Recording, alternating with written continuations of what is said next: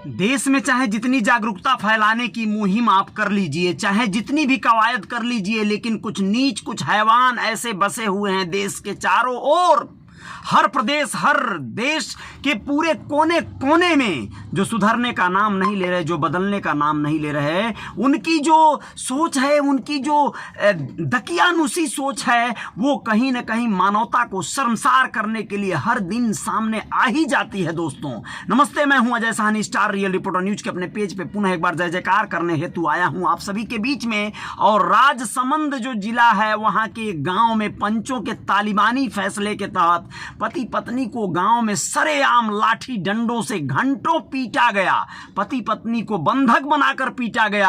आप लोगों को बताएं कि महिला अपने पहले पति को छोड़कर नाता प्रथा के तहत उदयपुर में दूसरे व्यक्ति के साथ रहने लगी थी। सिर्फ उसकी इतनी ही तकलीफ, इतनी ही गलती थी कि वह अपने पहले पति को छोड़कर नाता प्रथा एक है उसके तहत दूसरे पति के साथ रहने लगी थी। यह ससुराल वालों को सहन नहीं हुआ, वे महिला और उसके दूसरे पति को अपने गांव ले आए। पंचों ने सजा देने का तालिबानी फरमान सुनाया। इसके बाद महिला और दूसरे पति को रस्सियों से बांधा गया। पहले लोग उन्हें 2 घंटे तक पीटते रहे। इसका वीडियो सामने आया है, यूट्यूब पर चल रहा है। बहुत दयनीय दृश्य है। महिला अपने दोनों हाथों से बार बार रोक रही है, उस पर लोग लाठियां बरसा रहे हैं। किस तरह का मानवता को शर्मसार और आहत कर देने वाला ये मंजर है। सास ने थप्पड़ मारे तो दूसरी महिला ने जमकर डंडे बरसाए। कोलवाड़ा के माचड़ गांव का यह मामला है। दोस्तों मामला वैसे तो 6 दिन पुराना है, लेकिन वीडियो उसकी जैसे ही लोगों के सामने आई, लोगों ने दांतों तले अंगुलियां दबा लिया। आप लोगों को बताएं कि समाज व पंचों के डर से कोई कुछ नहीं बोल पाया। अब बेरहमी से इनकी जो पिटाई हो रही है उसका वीडियो सामने आया है। परिवार ने हिम्मत जुटाई और गोगुंदा थाने में पहले पति समेत 4 लोगों के खिलाफ मामला दर्ज करवाया है। करीब 1 महीने पहले महिला से दूसरी शादी करने वाले उदयपुर जिले के गोगुंदा के मारूवास निवासी पति ने बताया, हम दोनों एक दूसरे को लंबे समय से जानते थे। शादी के बाद पत्नी के साथ मैं अपने घर में रह रहा था। इसी बीच 11 जनवरी को महिला का पूर्व पति तुलसीराम गमेती और समाज के कुछ दबंग लोग मेरे घर आए। घर में तोड़ फोड़ करते हुए हमें बंधक बनाकर पिकअप में लाद कर वह लोग केलवाड़ा के पास माचड़ गांव ले गए और वहां पर गांव में पंचों को बुलाया तो उन्होंने बीच गांव में पिटाई करने की सजा सुनाई। सोचिए, इस तरह का लोग कहां रास्ता निकालते, कहीं सही सलाह देते, तो इन लोगों ने सीधे तालिबानी फरमान सुना दिया पंचों ने। पूर्व पति तुलसीराम और उसके रिश्तेदारों ने हमें घर के बाहर रस्सी से बांध दिया और पीटने लगे। 2 घंटे तक हमें डंडे से पीटते रहे, थप्पड़ और मुक्के मारते रहे। ऐसा आरोप लगाया है उस महिला के दूसरे पति ने और उस महिला ने। पंचों की मौजूदगी में हमें पीटा गया, जान से मारने की धमकी देते हुए सभी के सामने माफी मांगने के लिए कहा गया। एक महिला हम पर डंडे बरसाती रही। वहां मौजूद लोग पंचों और परिवार को पिटाई के लिए उकसाते रहे। 40,000 रुपए का जुर्माना लगाया गया। डर के मारे 6 दिन तक हम चुप रहे। समाज के पंचों ने दोनों पर 40,000 रुपए का जुर्माना लगा दिया। दोस्तों जुर्माना राशि देने के लिए धमकाया गया। समाज के डर से पति पत्नी 6 दिन तक चुप रहे। गोगुंदा थानाधिकारी कमलेंद्र सिंह सोलंकी ने बताया कि पीड़ित की रिपोर्ट पर मामला दर्ज कर लिया गया है। जल्द ही वीडियो के आधार पर आरोपी तुलसीराम समेत 4 नामजद लोगों के खिलाफ कार्रवाई करने के लिए पुलिस अपना पूरा जो है निकाल ली है डेटा। आप लोग सोचिए कितना हैवान और कितना कुकृत्य है, ये विभत्स कर देने वाली घटना है। दोस्तों इस पे एकदम कार्रवाई होनी चाहिए, सख्त कार्रवाई होनी चाहिए, क्योंकि इस तरह की कांड करने वाले लोगों को बख्शा नहीं जाना चाहिए। वो अपनी मर्जी से गई थी पत्नी, चाहे किसी की पत्नी हो। इस तरह के अगर अपनी मर्जी से कोई निर्णय लेती है तो उसके खिलाफ इतना कठोर दंड आप नहीं प्राविधान कर सकते। संविधान का कोई भी अनुच्छेद आपको यह जो है करने के लिए अनुमति नहीं देता है। अब अलवर चलते हैं। अलवर के तिजारा फाटक पुलिया पर लहूलुहान मिली मुकबधीर नाबालिग के मामले में नया मोड़ आ गया है। आप लोगों को बताना जरूरी है। जिस मुकबधीर को लेकर तमाम तरह की हम लोग कवायद कह रहे थे, जो मुकबधीर के साथ बलात्कार की बातें आ रही थी सामने, अब उसमें एक नया मोड़ ये आया है कि पुलिस ने एक जोमेटो डिलीवरी बॉय को हिरासत में ले लिया है। इसी युवक की बाइक से लड़की को टक्कर लगी थी। उसने यह बात कबूल की है। टक्कर के समय वहां राजस्थान राजस्थान पब्लिक ट्रांसपोर्ट की बस सवारी उतारने रुकी थी, जिसकी आड़ में होने की वजह से बाइक सीसीटीवी कैमरे में नजर नहीं आई।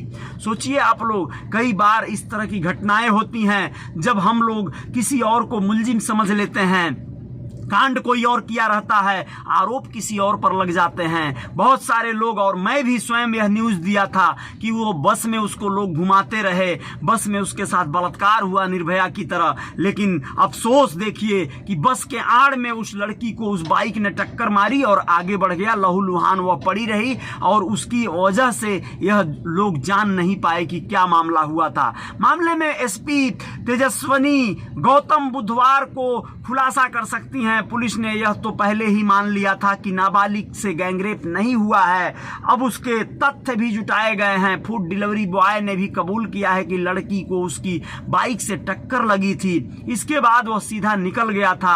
अब पुलिस यह गुत्थी सुलझाने में लगी है कि लड़की के प्राइवेट पार्ट पर चोट कैसे लगी। कहने का आशय यह है कि यह एक ऐसा मामला था जब उसके प्राइवेट पार्ट पर यह भयंकर जो है कट का निशान आने से ब्लीडिंग हुआ था और लोग सोच रहे थे बलात्कार हुआ है। डिलीवरी बॉय ने यह स्वीकार किया है। कहीं ऐसा तो नहीं कि डिलीवरी बॉय को जबरदस्ती पीट पाट कर स्वीकार करवा दिया गया, ऐसा होना तो नहीं चाहिए, क्योंकि यह मामला बहुत संवेदनशील बन गया था। किसी बेगुनाह को गुनहगार बनाने की कवायद पुलिस नहीं कर सकती है। मामला यही सत्य मान सकते हैं लोग, चूंकि वो स्वीकार भी कर रहा है। पुलिस अधिकारी जांच में लड़की के एक्सीडेंट होने तक पहुंच गए हैं। फूड डिलीवरी बॉय से पूछताछ में लड़की को टक्कर लगने की बात सामने आ चुकी है। टक्कर के बाद लड़की लहूलुहान कैसे हुई, कैसे उसके प्राइवेट पार्ट पर के पास गहरी चोट लग गई, हो सकता है उसके लेग गार्ड वगैरह से जो है वह चोट लगी हो, उसके बाद वह लहूलुहान होकर गिर पड़ी हो। बताना चाहते हैं दोस्तों, इस गुत्थी को सुलझाने में पुलिस लगी हुई है। पुलिस द्वारा सीसीटीवी में दिख रही परिवहन निगम की बस जब्त कर कंडक्टर व ड्राइवर को हिरासत में लिया जा चुका था। बस के अंदर से सैंपल लिए गए थे, 2-3 ऑटो निकले, उन तक भी पुलिस पहुंच गई थी। अब आप लोगों को बताएं कि फूड डिलीवरी बॉय को सीसीटीवी कैमरे में दिखाया गया है। उसके बाद उसने यह कबूल किया, जब वो पुलिस से पुलिया से निकला तो रोड के बीच में बस चल रही बस को ड्राइवर ने लेफ्ट में दबा दिया। लड़की को उसकी बाइक से टक्कर लग गई थी, वह भी गिरते गिरते बचा था। हादसे के बाद युवक निकल गया था, फिर लड़की के साथ क्या हुआ उसे पता नहीं है, ऐसा वो बोल रहा है। पुलिस मान रही है कि लड़की को बाइक की टक्कर लगी, जगह कम होने के कारण रगड़न जैसी स्थिति बनी। इस बीच लड़की गिरी और उसे चोट लग गई। चोट बाइक के किसी हिस्से से भी लग सकती है या फिर वहां पड़े पत्थर व किसी नुकीली चीज से। पुलिस इन सवालों को सुलझाने में लगी हुई है। तो कुल मिलाजुलाकर दोस्तों, कई बार गलतफहमी और कई बार इस तरह की मामले सामने आ जाते हैं जो सुलझते नहीं हैं, बहुत दिक्कत होने लगती है उसमें। और आप लोगों को बताएं कि इस तरह के हालात जब पैदा होते हैं तो मुश्किलें ज़्यादा बढ़ जाती हैं पुलिस के लिए या और सबके लिए। घने कोहरे के कारण आज सुबह रोडवेज बस और टेम्पो की टक्कर हो गई। हादसे में पिता पुत्र सहित 3 लोगों की मौत हो गई है। 3 घायल युवकों को अस्पताल में भर्ती करवाया गया है। हादसा धौलपुर के सदर थाना क्षेत्र में हुआ है। राजस्थान के धौलपुर में ये मामला हुआ है। दोस्तों आपको बताएं, रोडवेज की एक बस सुबह सवारियों को लेकर धौलपुर से जयपुर जा रही थी। रास्ते में चांदपुर गाँव के पास बाड़ी से टेम्पो को टक्कर मार दी। टक्कर मारने के बाद रोडवेज बस ड्राइवर बस को लेकर भाग गया। सोचिए कितनी भयंकर बात है, रोडवेज के बस ड्राइवर भी इस तरह की हरकतें करने लगे हैं, भाग गया। पुलिस ने पीछा कर बाड़ी से ड्राइवर को हिरासत में ले लिया है, बस को जब्त कर लिया है। फिलहाल सामने आया है कि घने कोहरे के कारण दोनों वाहनों की भिड़ंत हो गई थी। थाना प्रभारी ने बताया कि हुसैनपुर गांव का रहने वाला राजेंद्र 25 साल का टेम्पो चलाता था। वो आज सुबह अपने पिता रतन सिंह 50 साल के हैं, उनको टेम्पो से धौलपुर लेकर आ रहा था। रास्ते में उसने गाँव की सवारी बनवारी 27 साल, राजकुमार 22 साल, बंटी 30 साल और बालो 35 साल को भी बैठा लिया था। रोडवेज की टक्कर से पिता पुत्र और बालों की मौके पर ही मौत हो गई। अन्य 3 सवारी घायल हो गए। हादसे की जानकारी पर पुलिस मौके पर पहुंची। घायलों और 100 को अस्पताल पहुंचाया गया। दुर्घटना की जानकारी परिवार को दी गई। परिजनों के आने के बाद पोस्टमार्टम करवाया जाएगा। वहीं रोडवेज बस ड्राइवर से पूछताछ कर रही है। सोचिए अगर कहीं रोडवेज वाला बस लेकर भागा ना होता तो शायद इनमें से कुछ लोगों को बचाया जा सकता था, लेकिन उसके भागने से हो सकता है 1-2 लोगों की मौत हो गई होगी। यह बहुत दुखद पहलू है।